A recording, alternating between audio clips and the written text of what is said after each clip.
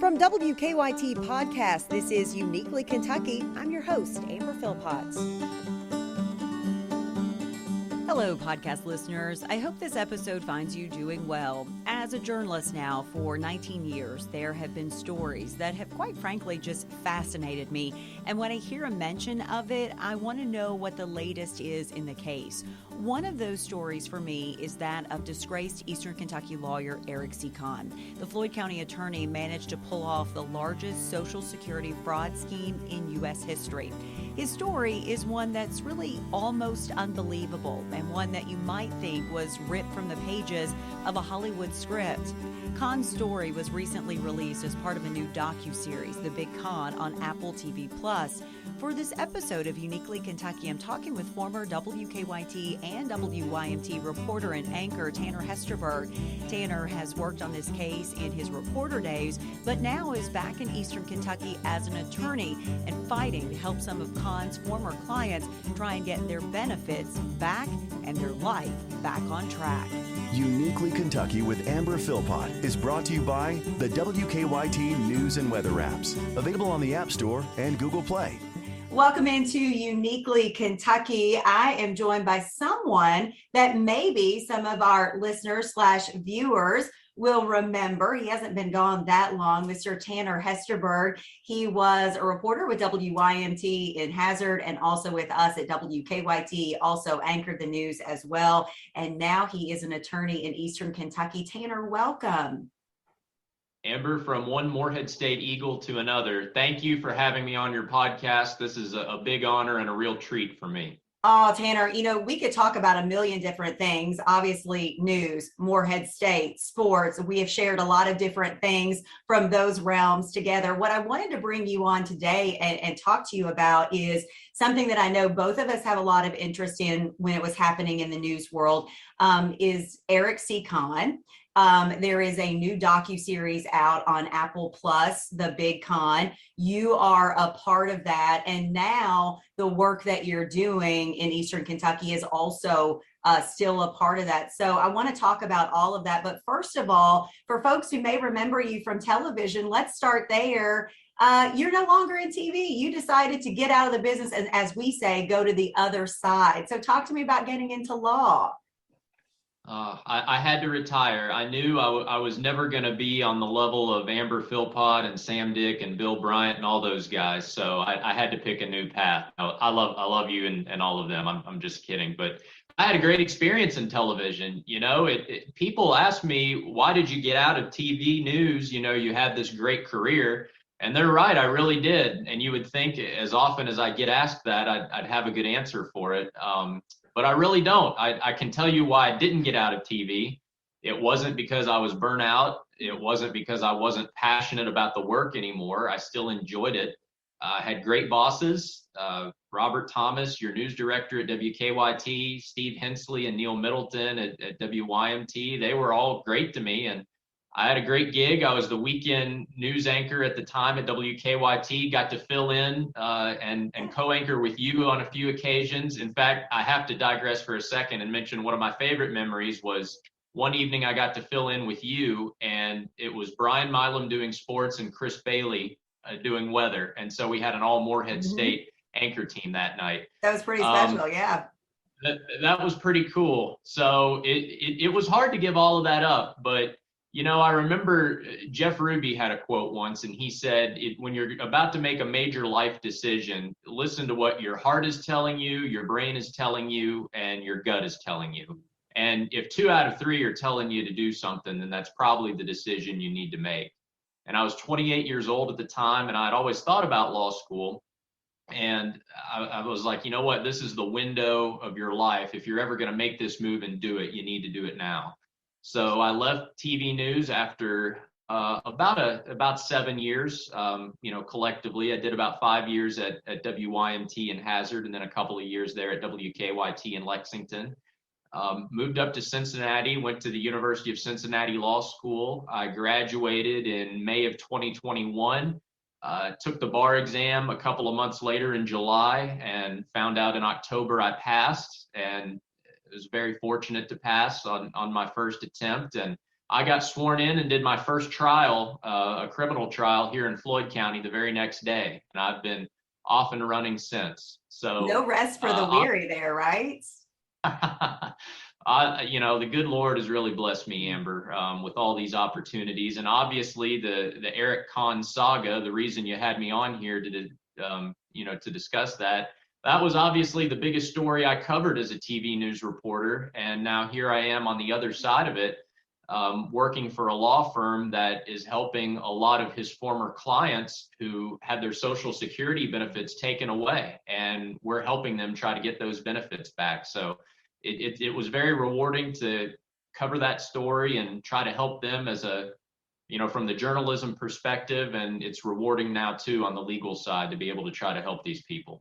Well, Tanner, one of the things I think is so remarkable about your story is, and I've told you this and I applaud you for it, is that you could do law anywhere. You could have come back to Lexington. You could have really chosen anywhere. You could have stayed in Cincinnati, but you chose to come back to an area that may not seem real glamorous to a lot of people, but to you and I think I can say this about you, Eastern Kentucky has our heart, and it will always have our heart for a multitude of reasons. And also because of your journalistic background in Eastern Kentucky, it seemed like it was very easy for you to go back and say, this is where I want to practice, and these are the folks that I want to help and work for. Yeah, and you and I certainly are far from the first people to ever come work in this region and fall in love with it and fall in love with the people and fall in love with the culture. I think it's a really misunderstood region. And anytime the national media comes to Eastern Kentucky, I think folks here have a healthy skepticism of it. And when this documentary crew first approached me about interviewing me for this story and the documentary on Eric Conn, and they told me they were going to be interviewing these folks in Eastern Kentucky, I kind of gave them the primer of, look, you're going to run into a little bit of resistance because of how unfairly the region has been portrayed over the years in the national media. I mean, you go back to the Diane Sawyer story and the Mountain Dew mouth and all that nonsense and people living in trailers and, we're a bunch of backwoods rubes that vote against our own self-interest and all of that crap is, it's just baloney. And people don't like being categorized into a box like that.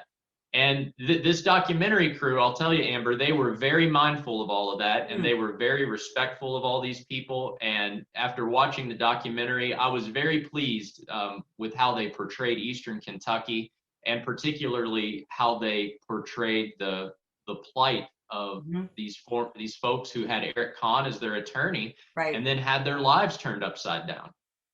I was kind of sitting waiting for the same. I binged it just like a lot of different people, but I also binged it with a different eye on it because for you and I, we lived that story, if you will, in terms of the way we reported on it. Obviously, other people were living it in a very different, real way. We lived it through the news cycle. And I also kind of thought the same thing. I was concerned about how people would be portrayed. I was concerned about how much this story would just be made to be this just ridiculous tale. But at the end of the day, it really did do justice. And I think it finally gave a voice to a lot of people that didn't have a voice, namely the whistleblowers in this. So let's go back in case people are listening and like, I have no idea what you're talking about. Eric C. Conn managed to pull off one of the biggest Social Security schemes, a fraud scheme in the U.S. history. This was a story. This was a guy, though, Tanner, for you and I, prior to this happening, if you've worked in Eastern Kentucky, you knew who Eric Conn was. You saw him because you couldn't go down the road and not see a billboard talking about what he does for a living. So for people that are unfamiliar with Eric Conn before what they know as the fraud now, what do you say? How do you describe him to people and what happened?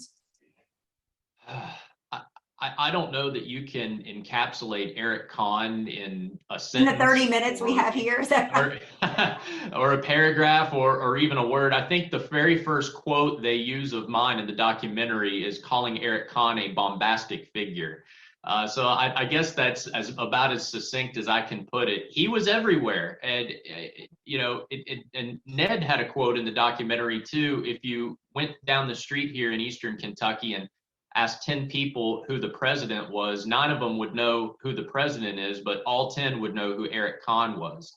He was just ubiquitous. He was everywhere, on the billboards, on the airwaves. He was kind of the guy who perfected viral marketing before viral marketing was even a thing as we understand it now.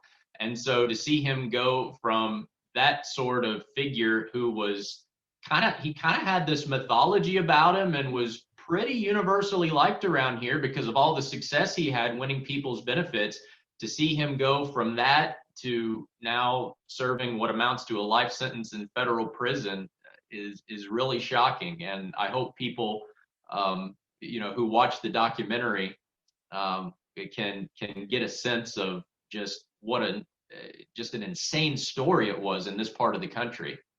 Tanner, for people that may not understand, there are a lot of people that won't understand what it's like or the need to get those benefits. When you have someone like Eric Conn, who was very successful, how important was a guy like that to a lot of people who needed the benefits for the right reason? How important was he to folks? He was extremely important because this is a part of the country where there are a lot of on-the-job injuries. A lot of people are sick and have poor health outcomes in Eastern Kentucky. A lot of people went to work in the coal mines and got hurt and needed to get on disability. And he had this amazing track record. Whatever his percentage was, it was way up in the 90% in terms of his batting average on these cases. And Amber, it wasn't just that he was winning cases, he was getting results in as little as a month, in a process that typically takes on average about 18 months for somebody to win their disability benefits. You usually apply, get denied 2 or 3 times. They stretch it out over a year or 2 before you finally win your benefits, if you're even lucky enough to win them. So it wasn't just that he was winning quickly. And it's untelling how many millions of dollars got injected into Eastern Kentucky's economy because of this scheme that he engineered. And of course, we now know the reason he was able to win so quickly is because he had judges and doctors on the tape. I'm going to ask you to take the lawyer, the attorney hat off, and let's go back to the news side. When do you remember, in terms of the news cycle, first reporting on, or your first kind of recollection of Eric Conn and this story starting to become something, because you ultimately covered this story quite a bit? Well, the story first entered the national conscience while I was still in college, before I even got to WYMT. I think the Wall Street Journal article, there's a lot of dates, and I hope I'm not getting my dates mixed up, but I think the Wall Street Journal article came out in 2011, and then the 60 Minutes piece came out in 2013. And all of this is in the documentary, by the way. Right. My first major involvement with the story originated in 2015, when we started getting calls in our newsroom in Hazard of all these people who had received these letters stating, essentially, you are a former client of Eric C. Conn and your disability benefits are being suspended because of suspected fraud. And that initiated a humanitarian crisis here in Eastern Kentucky, because for the overwhelming majority of these folks, this was their only source of income. They didn't have any other way to pay their bills or buy food. I mean, many of them obviously received government assistance in that regard too. But I would go to these people's homes and sit down at their kitchen tables and interview them, and they would say things like, I don't know how I'm going to be able to buy my grandkids Christmas gifts. I don't know how I'm going to be able to buy clothes. I don't know how I'm going to be able to pay my power bill and my water bill. And it was extremely tragic. And for some people, it was such a shock to the system and sent them into such a spiral of depression that there were several suicides. And, it's just, I don't mean to sound flippant about it, because that's the most tragic outcome that could possibly transpire. And it happened because of this sudden change in circumstances for these folks who were depending on these disability checks. And then in the blink of an eye, they didn't have that anymore. Tanner, did you ever have, I can't remember, did you have any direct contact with, Eric in terms of trying to get an interview at one point or trying to reach out to him? I feel like there was something there, right? Well, yes and no. That's a difficult question to answer. When for the longest time in 2015, when his former clients were receiving these suspension letters, he still had not been indicted. Right. And it wasn't until later that he got prosecuted. So for a while, there was a groundswell of anger and frustration against him in Eastern Kentucky. The same people who had come to love him all of a sudden came to resent him because they lost these benefits that he had helped them win. So about that time, I think there was some initial contact when we first started running those stories, and he obviously was not a fan of that. And if I remember correctly, he made that known to us in not so many words. And then later, not to give a spoiler alert for the people who haven't seen the documentary yet, he at one point goes on the run from the law.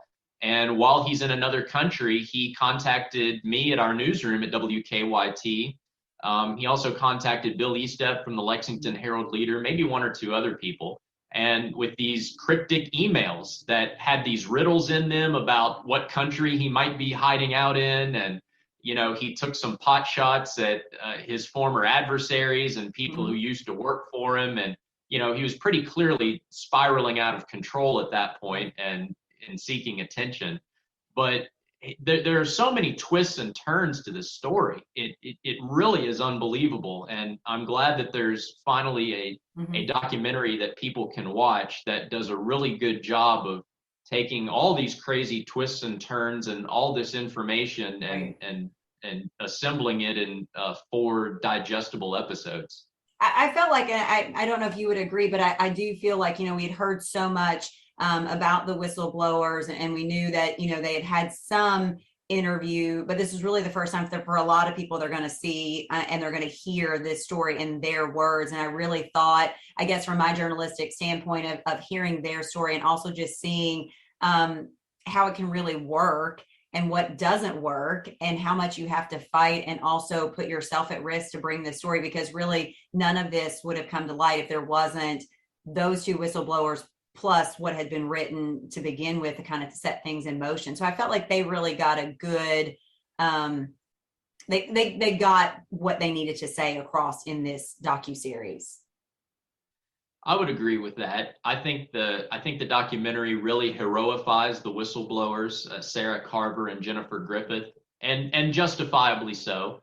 And I think you also have to give credit to Eric Conn's 2 former staff members who volunteered to go to Capitol Hill and testify. They weren't forced to do that; they did it on their own and told the truth about some of his tactics, and that helped kind of get the truth out there and let people see that things happening in that office were not above board. And I'll tell you another thing I really liked about the documentary, and I hope I'm not giving too much of it away. People should absolutely go watch it. But I really liked that they included Eric Conn's daughter in the documentary. I thought it really helped humanize their family and show more of the human toll that his bad decisions took. And prior to that documentary, I didn't even know he had a daughter. And Same, yeah. I certainly feel for her, and I'm grateful that she agreed to be interviewed because it gave some insight into a window, I think, that was previously unexplored in this whole mess. Someone else that you're going to see in this documentary is Ned Pillersdorf, who I know has been a mentor to you and someone that you chose to come back and sort of work under before as you were getting your law degree. Ned really is somebody that really has been a champion of people, even long before Eric Conn. He was a champion of the people of Eastern Kentucky. Talk to me about Ned and how he has influenced what you're doing now, and especially coming back to the region to serve in the way you are now. Somebody asked me about Ned the other day and what it's like working for him. And I said, honestly, it can't be described. It has to be experienced. Gosh, there exists not in the English language an arrangement of words to wholly describe Ned Pillersdorf. I mean, I feel like the phrase Ned Pillersdorf in and of itself is a description, because there are no others like him. There will never be another like him. And he was so uniquely situated to spearhead this legal response on behalf of the Conn clients. If it wasn't for him and some other folks too, John Rosenberg, Evan Smith, the folks at Applered, this army of volunteer lawyers, if all those people led by Ned had not stepped up, these poor folks would have gotten steamrolled, and who knows what the outcome would have been. And I think too, Tanner, when I was watching the documentary and then remembering that so many people like that stepped up, I think that's that could also be explored in a whole different way of how you bring those folks together. I mean, all of those stepped up to really do that work for free, to come in. And as you said, this was a crisis in itself with so many people. And the fact that it is still going on, and to this minute, as we talk right now, it's still ongoing for folks and their livelihood.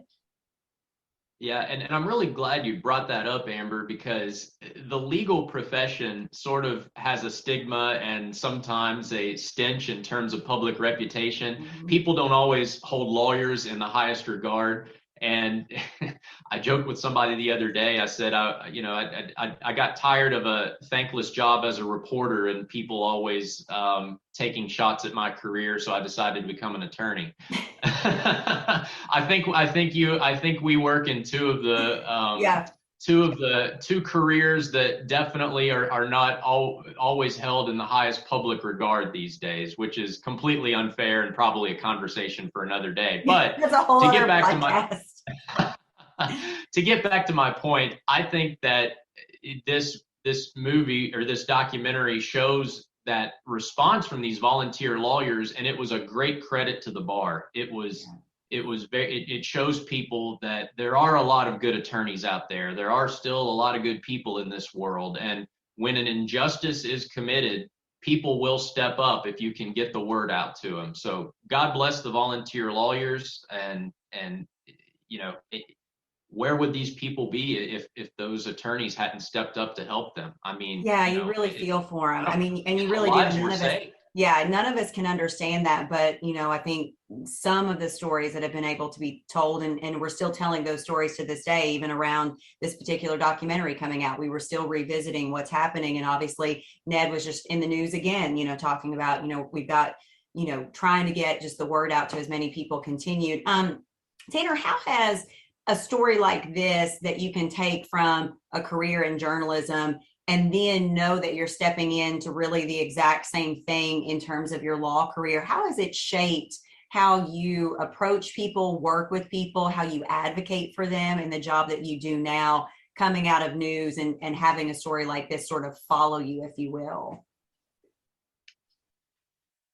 I think the best way to answer that is to kind of circle back to when I first decided to leave TV news to become an attorney. I knew I wanted to do something to have a greater impact to help my friends and neighbors in Eastern Kentucky.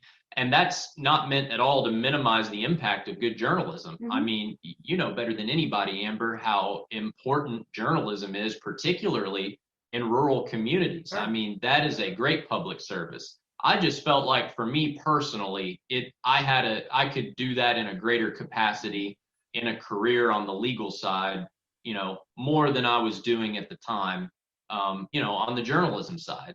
And,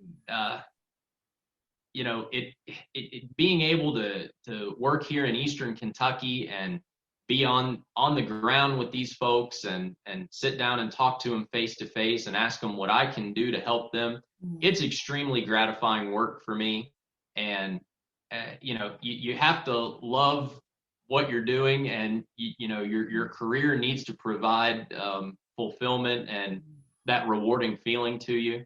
And being able to do that every day and help the folks here in Eastern Kentucky on the legal side of things now. It was great when I was a reporter getting to do it, and it's great now too that I'm representing them in the courtroom and whatever else I can help them do. It is commendable for sure. And you've also fallen right in line for folks that might know Ned, he is a huge animal lover, huge dog lover. Does he still have the Saint Bernard? Ned has always had a Saint Bernard. Okay. He's had 5 or 6 now. Okay, so it's a multitude of Saint Bernards. Okay. You have fallen into that because you have your own, is it legal beagle that you, what is it, Muggsy? I have Muggsy the legal beagle. Okay. He's in our commercial now, and he's in our commercial, and every now and then I'll use him on social media. He's pretty popular. He's certainly more popular than I am. Actually, the Saint Bernard that you see with Ned in the documentary on the billboard taunting the Social Security Administration, that was Haley. She passed away recently, but Ned now has a new Saint Bernard named Athena, who is a rescue Saint Bernard. And we tried to put her in the commercial, but she was a little too rambunctious. So she's still waiting to make her TV debut. I love everything about that. As I said, we are Morehead State grads. We both literally right behind me. I have my Morehead stuff shamelessly put right behind me. I have the picture of the shot that beat Louisville. I hear that you have that right behind you as well. Talk to me about your time at Morehead State and what that did for you in terms of both careers, getting you ready for both of your careers. Well, as a journalist and now certainly as an attorney, you rely on your communication skills. Mm-hmm. And I felt like that foundation was certainly poured and developed at Morehead State.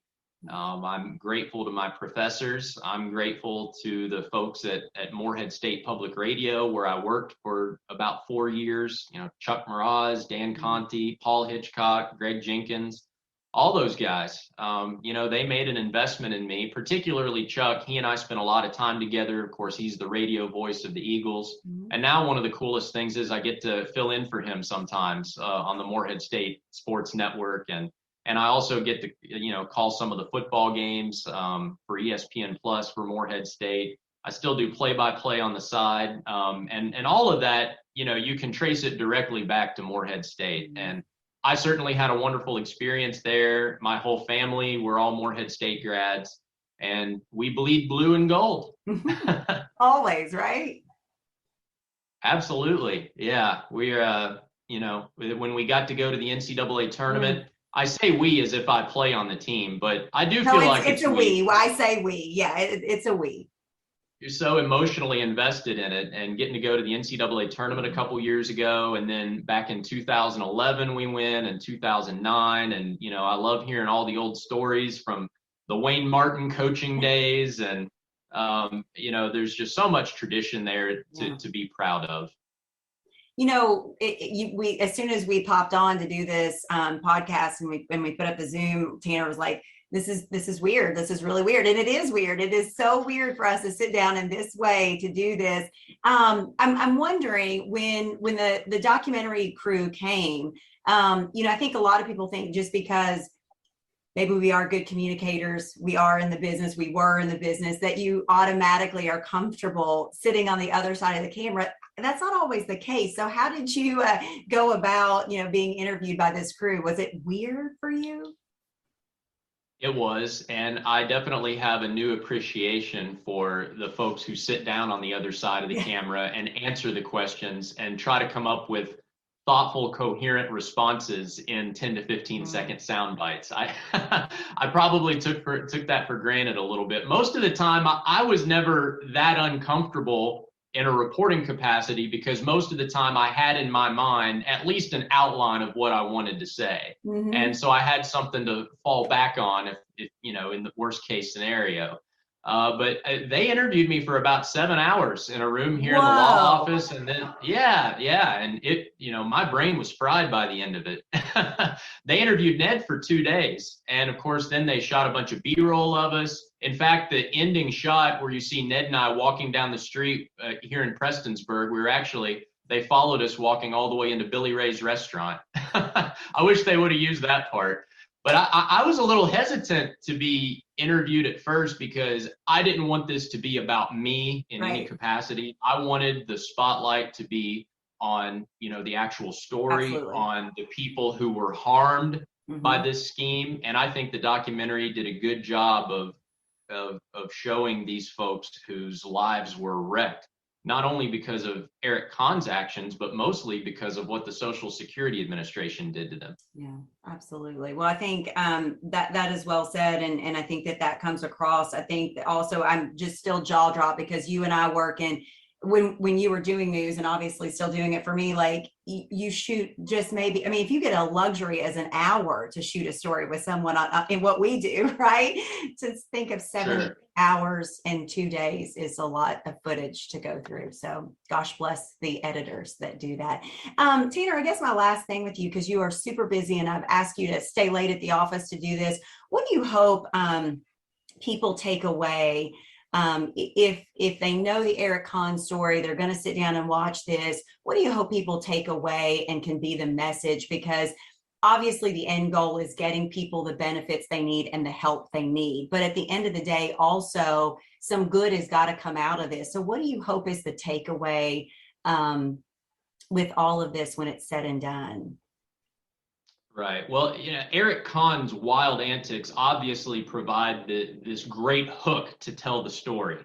But you can't tell the story of this unfortunate chapter in Eastern Kentucky without acknowledging the thousands of folks who did lose their livelihoods and some who unfortunately took their own lives. And people in Eastern Kentucky know the story, they know the true victims, but our hope is that this documentary shines a national spotlight and even a global spotlight on what the real issues were here with our vulnerable friends and neighbors in this region. So we hope that it raises awareness on what the true problems were here. We hope that it ramps up pressure on the Social Security Administration to reach a resolution in these cases. There are lots of folks who still don't have their benefits back. There are lots of folks still waiting to be put through these redetermination hearings. We hope for a fair and just result in that regard as well. And the response has been overwhelming so far, just in the week or two that the documentary's been out. People are emailing and calling, wanting to donate money. Lawyers are wanting to come volunteer. So already the documentary is having a really positive response, and we're hoping that the longer it's out there and the more eyeballs get put on this documentary, that will increase our chances of accomplishing what we want to accomplish, and that's bringing the curtain down on this whole thing and ending this nightmare.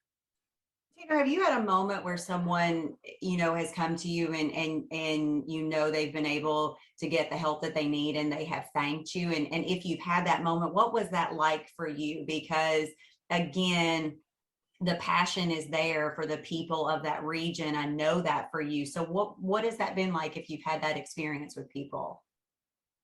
It's the greatest feeling in the world, and I feel selfish for even talking about that.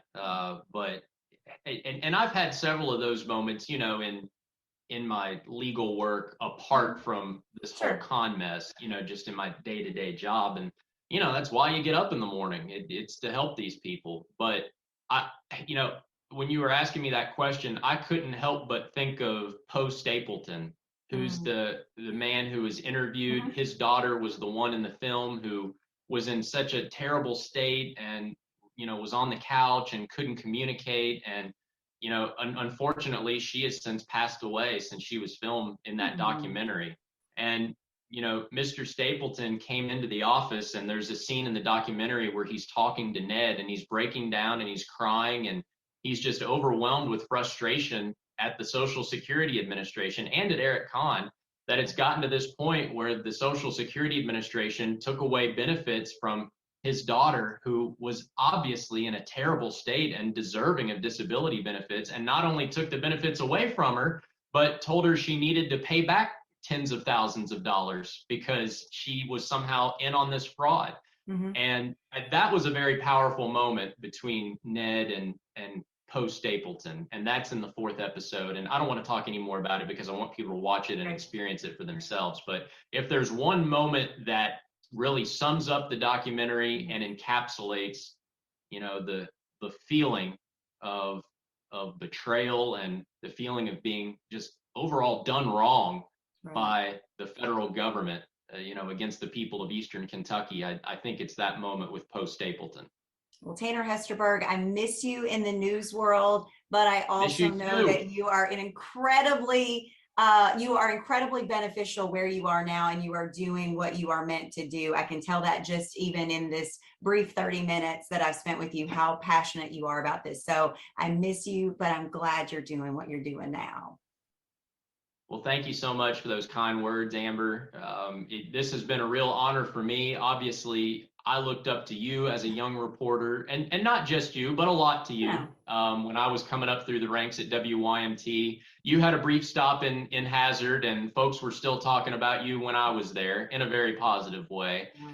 And to be able to have that career and now have the career I have now, I'm a very blessed guy, and I probably take it for granted sometimes, but the good Lord sure has blessed me, and this has been a real honor for me. Thank you. Well, Tanner, like I said, I appreciate all of that, and you were one of the good ones. We knew that you had it and you wanted to do it, but I'm also glad that you found another passion. So people can find you. The law office is there in Floyd County, correct?